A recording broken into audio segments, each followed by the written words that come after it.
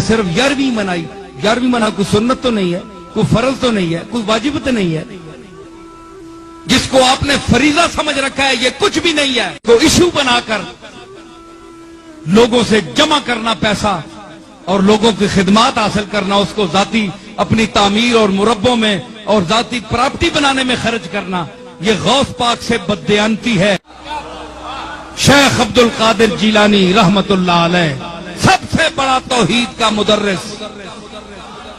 یہ الگ بات کہ ہم آج اس کے 11ویں کھا رہے ہیں, لوٹ رہے ہیں اس کو, اس کے نام پر.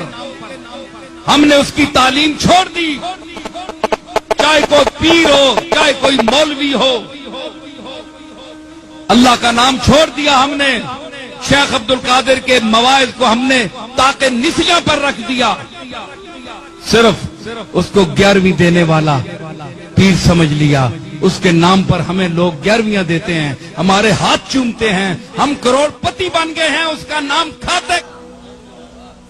تم آج فرقوں میں پھنس گئے ہو.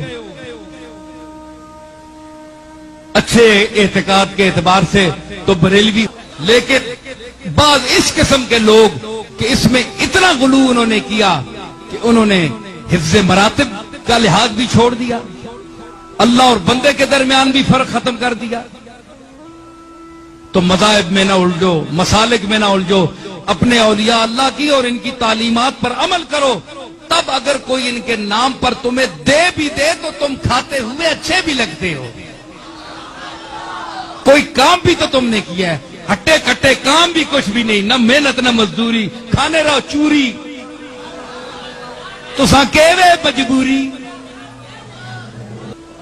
اگر آج کے پیر, آج کے مشائخ ان اکابر کی تعلیمات کا درس دینا شروع کر دیں تو ان کے خیال کے مطابق ان کی یہ چلتی ہوئی دکانداری بند ہو جائے. اس لیے پیران پیر کا درس نہیں دیتے, اپنی درگاہوں میں مولویوں سے اور درس دلواتے ہیں اور باتیں. میں نے بڑی درگاہیں دیکھی ہیں, اپنی درگاہ بھی ہے ہمارے, بہت ساری دیکھی ہیں. کوئی کام کی بات نہیں ہوتی, ایسی باتیں جس سے کھچ کھچ کے لوگ بس صاحب مزار اور جو موجودہ پیر صاحبان ہیں ان کے ساتھ نتھی ہوتے جائیں, بس ان سے چمٹتے جاؤ, ان کو پیسے دیتے جاؤ. بھائی کیوں دیتے جائیں؟ انہوں نے کیا کیا ہے؟ ان کی خدمت کیا ہے؟ ان کی باپ دادا کی خدمت ہے, ان کی کیا ہے ذاتی خدمت کیا ہے؟ ہمارا کوئی پیسہ حرام کا ہے پہ ان کو دیتے جائیں؟ سمجھ آئی؟ تو کم از کم سوچو, دینے والے بھی سوچیں کہ ہم کن کو دے رہے ہیں اور کیا یہاں ہو رہا ہے. کیا کوئی غوث پاک کی تعلیم عام کی جا رہی ہے یا صرف 11ویں منائی؟ 11ویں منانا کوئی سنت تو نہیں ہے, کوئی فرض تو نہیں ہے, کوئی واجب تو نہیں ہے. جس کو آپ نے فریضہ سمجھ رکھا ہے یہ کچھ بھی نہیں ہے. ایشو بنا کر لوگوں سے جمع کرنا پیسہ اور لوگوں کی خدمات حاصل کرنا, اس کو ذاتی اپنی تعمیر اور مربوں میں اور ذاتی پراپرٹی بنانے میں خرچ کرنا, یہ غوث پاک سے بددیان. یہاں تو بیعت کروا کے پتہ نہیں کہاں سے کہاں تک وہ دین سے دور کر دیتے ہیں. اس پہ میں اپنی کوئی بات نہیں کرتا. پیر نصیر الدین نصیر صاحب کی ایک کتاب ہے, پیری مریدی کی شرعی حیثیت.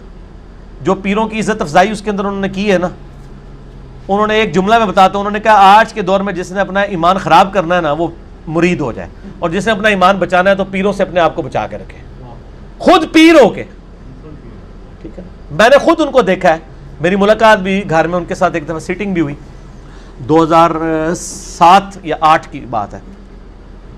تو ان کے پاس میں نے دیکھا ایک وہ بوڑھی سی عورت آئی, وہ پیسے لے کے نا ہاتھ میں پکڑا لیں, یوں اٹھا کے پڑے پھینکے, کہنی بی بی اللہ کو لو مانگ, پیر کے کر سکتا ہے. یہاں بھی جیل میں تقریر کر کے گئے نا, ایک بار ہی بلایا, دوبارہ انہوں نے بلایا نہیں ہے. محفل نعت میں ان دنوں بارشیں نہیں تھی ہو رہی, تقریر ان کی رکھی ہوئی تھی, کم از کم 25-30 ہزار مجمع تھا, پورا اسٹیڈیم کرکٹ کا بھرا ہوا تھا.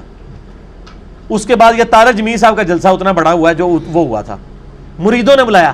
انہوں نے کہا تسی کہندے پیر دیندے نے تے سارے پیر لے آؤ نا, بارش کرو, نہیں دیندا جے لے لو, اودی مرضی جو دے گا. اسی لیے تو کہتے آخری وقت جو جی وہ بھابی ہو گیا سی, جی یہ ہو گیا سی, وہ ہو گیا سی.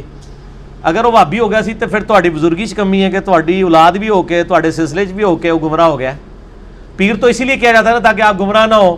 اگر پیر ہی خود گمراہ ہو جائے,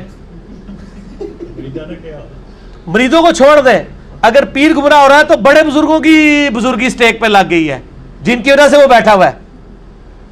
اچھا پھر میں آپ کو ایک واقعہ بتاتا ہوں. یہ شیخ عبد القادر جیلانی رحمہ اللہ تعالیٰ کے بارے میں ایک واقعہ جی. وہ ایک دفعہ ایک جنگل میں عبادت کر رہے تھے تو آسمان سے آواز آئی, ایک روشنی ظاہر ہوئی, عبد القادر تجھے اللہ نے بخش دیا, اب کے بعد کوئی نمازیں نہیں, جو مرضی کر. تو انہوں نے پڑھا لا حول ولا قوت الا باللہ, تو وہ شیطان تھا چیخ مار کے غائب ہو گیا. شیخ عبد القادر جیلانی نے کہا کہ نمازیں تو نبی کو معاف نہیں تھیں, میری کیا حیثیت ہے. تو جاتے جاتے اس نے کہا کہ شیخ عبد القادر جیلانی تیرے اس مقام پہ پہنچے ہوئے 70 اولیاء اللہ میں نے بہکا دیے ہیں اسی بات کے اوپر, تو اپنے علم کی وجہ سے بچ گیا. تو انہوں نے کہا یہ تو نے دوسرا وار کیا ہے, میں اللہ کے فضل کی وجہ سے بچاؤں. یہ اللہ اکبر اس واقعے کی میں انجینئرنگ کرنے لگا ہوں کہ سر وہ جو 70 غوث تھے جن کو شیطان نے اونا منہ کر کے دوزخ میں پہنچایا ہے, ان کے لاکھوں مرید کدھر گئے؟ 71 ایک ہی بچا جے, 70 تو شیطان لے گیا جے. تے سانو کے پتا ہے تسی جڑے پیر ساڈے بنا رہے ہو انہاں نال کی ہونا ہے. اگر غوثاں نال ہویا ہے تو پھر ہم کہتے ہیں اس کو اپنا پیر مانے جس کی گارنٹی قرآن میں ہے, ما ضل صاحبکم وما غوا, تمہارے نبی نہ کبھی بہک کے ہے نہ کبھی بے راہ چلے. اور یہ اعلیٰ حضرت نے خود لکھا ہے, اعلیٰ حضرت کی ایک کتاب ہے بیت و خلافت. اوتے چند چڑھے ہے جڑا دیکھ رہے ہو جناب, چڑھ گیا چند. اچھا بیت و خلافت کتاب ہے اعلیٰ حضرت کی, وہ میں نے اس میں حوالہ دیا ہے.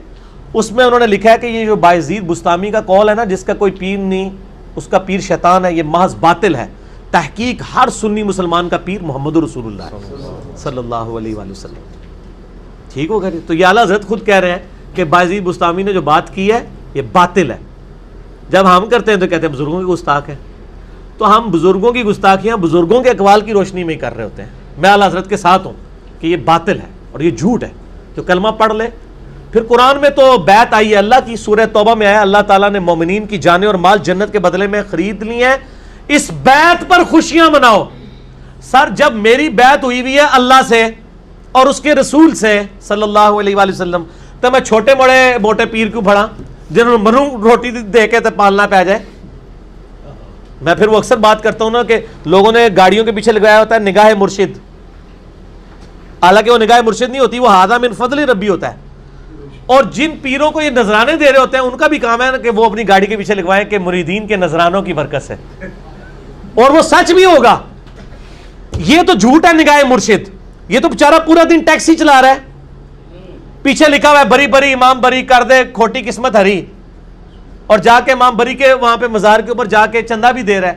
اس مزار کے اوپر جو سارے معاملات چل رہے ہیں وہ تیرے چندے سے چل رہے ہیں. یہ تو ہونا چاہیے اس مزار پہ لکھا ہو کہ ٹیکسیوں والے اور غربا کی نگاہ کرم سے. یہ سچائی ہوگی. یا پھر خدا کے لیے آپ لکھو ھذا من فضل ربی. حضرت سلیمان علیہ السلام کے دربار میں جب وہ پلک جھپکنے سے پہلے وہ لے آیا ان کا وہ امتی یا فرشتہ یا جو بھی تھا, جس کو آصف بن برخیہ کہتے ہیں یہودی, مسلمانوں میں ان کے ہاں نام ہے, قرآن میں نام نہیں آیا. تو انہوں نے اس کی تعریف تو نہیں کی, انہوں نے کہا ھذا من فضل ربی, یہ میرے رب کا فضل ہے. حضرت زکریا علیہ السلام مرشد تھے سیدہ مریم کے. سورہ ال عمران میں آتا ہے بے موسمی پھل وہاں پڑے ہوئے. حضرت زکریا کہتے ہیں تیرے پاس مریم یہ فروٹ کہاں سے آتا ہے؟ وہ مریم اگر آج کی ہوتی نا تو کہتی حضور نگاہ مرشد ہے, تہاڈی دعاواں دی برکت ہے. انہوں نے کہا یہ میرے رب کے پاس سے آتا ہے. اگے حضرت زکریا نے بھی کہا کہ میں تینوں سکھایا سی, تو میری مرید نہیں, تیری جرت میرے بغیر ڈائریکٹ اللہ تک پہنچ رہی ہے. نہیں, جب انہیں بات سنی چپ کر کے محراب میں چلے گئے اور یہ سوچا کہ جو اللہ مریم کو بے موسمی پھل دے سکتا ہے مجھے اس بڑھاپے میں اولاد بھی دے سکتا ہے, میں بھی بے موسمی ہوں. اور کہا یا اللہ مجھے اولاد دے دے جو اولاد یعقوب کا وارث بنے.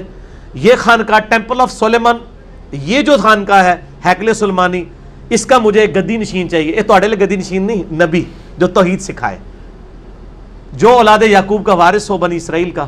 اللہ نے ان کو بڑھاپے میں, وہ بڑی پیاری دعا ہے سورہ مریم میں, میرا بال سفید ہو چکے ہیں, سر چمک اٹھا ہے سفیدی سے, میری بیوی بھی بانجھ ہے, میں بوڑھا لاغر ہو چکا ہوں, پھر بھی مجھے اولاد دے دی اللہ نے. ٹھیک ہوگا جی.